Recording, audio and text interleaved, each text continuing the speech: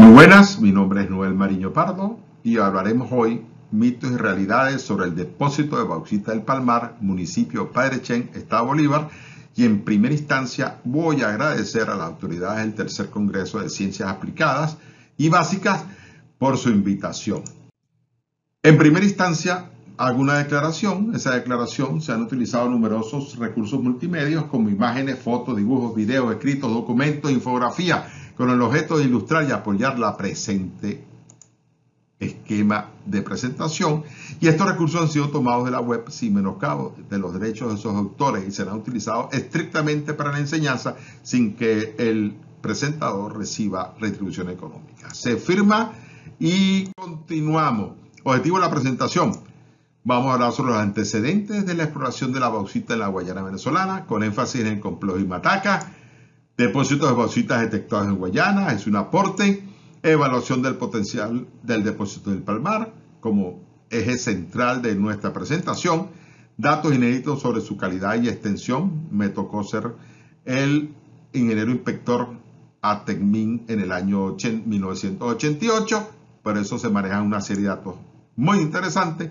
Proyecto y factibilidad de explotación. Reserva forestal Imataca y su relación con el depósito del Palmar. Proyectos relacionados con la ciudad del aluminio del Palmar. Y, por supuesto, conclusiones. Los depósitos de bauxita detectados en la región Guayana fue un trabajo del suscrito y presentado en el pasado Congreso, segundo Congreso de Geociencias, en el mes de marzo. Eso es muy interesante porque hemos intentado dar una visión de lo que está pasando con la bauxita en Guayana. Esta línea punteada es una línea imaginaria que detecta hacia el occidente el gran potencial de recursos en bauxita. Recursos, no reservas. Atención, si alguien tiene duda me puede escribir, pero son recursos. Por supuesto, la flecha indica el cuadrilátero de recursos de bauxita del municipio cedeño, que lo estamos definiendo. Definitivamente el yacimiento de los Pijiguao. El este de Puerto Ayacucho, que lo estamos incorporando gracias a la tecnología y al uso de los satélites venezolanos. Cerro Gavilán lamentablemente está fuera de este cuadrilátero porque pertenece al estado Amazonas, y el estado Amazonas no puede haber explotación minera por el decreto 289 de 1989, aunque la realidad es otra. Pero ese es otro tema que no tocaremos en esta presentación. El bajo potencial está en el oriente, las ciudades son los puntos azules, y ahí tenemos el Cerro El Chorro, ya agotado, apenas era 1.2 millones de toneladas, fue usado para sulfato de aluminio. El Palmar, centro de esta presentación, la meseta de Nuria, la serranía de Guaycas, Alto en Hierro, y Gran Sabana en Santa Elena de Guairén, fuera de la parte del Parque Nacional Gran Sabana. Esta información se puede conseguir en YouTube en esa dirección. Antecedente.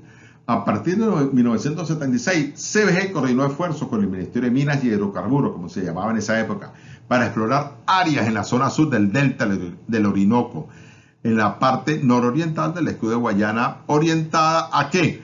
A encontrar los white sand, que eran la zona de explotación en Guyana y Surinam, pero no hubo resultados alentadores. En 1985 se crea Tecmin. Uno de los objetivos generales fue la evaluación y inventario de los recursos naturales de la región Guayana, y el primero de los hallazgos prometedores en rocas graníticas con posibles desarrollos de perfiles de laterización. Recuerden, laterización, elemento de aporte de bauxita en el complejo Imataca, fue el Palmar en 1987 y fue detectado por sensores remotos. Se basó en informes inéditos del Ministerio de Minas y Hidrocarburos. Ubicación de la bauxita del Palmar.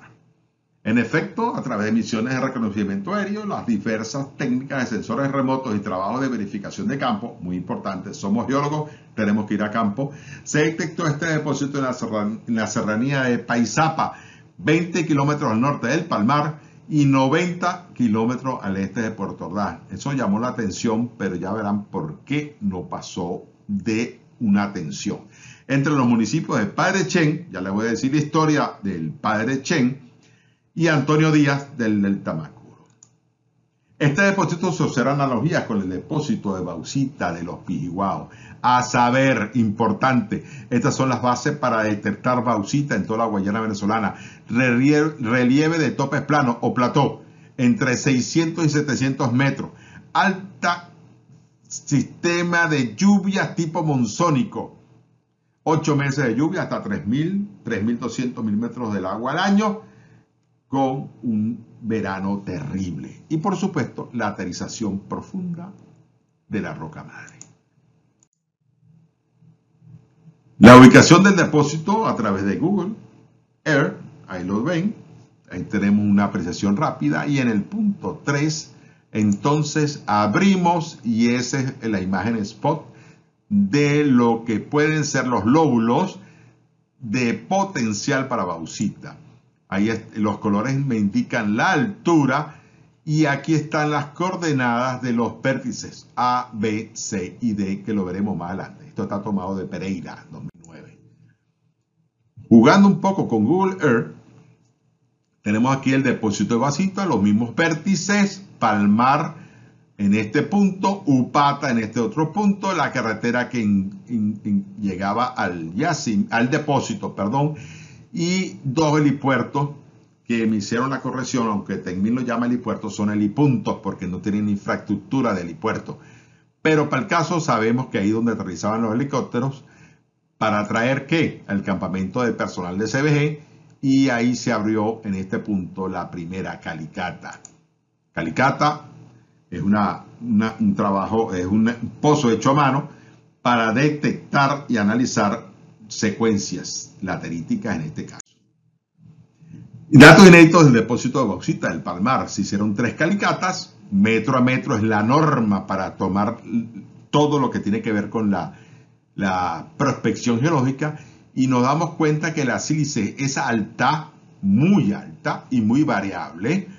La lúmina en Pijiguao es 49 promedio, aquí varía mucho, una decente, 2, vamos a llamarlo así, indecentes.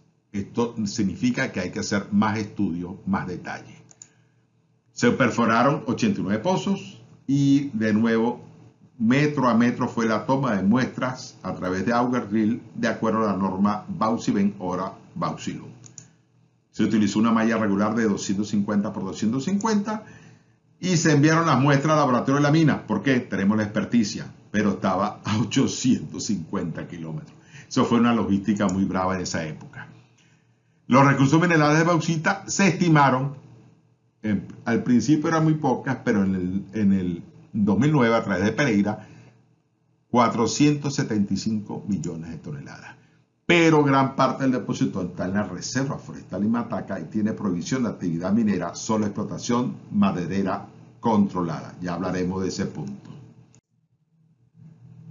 El perfil laterítico típico del depósito del Palmar, de tope a base, es una cobertura vegetal no mayor de 50 centímetros.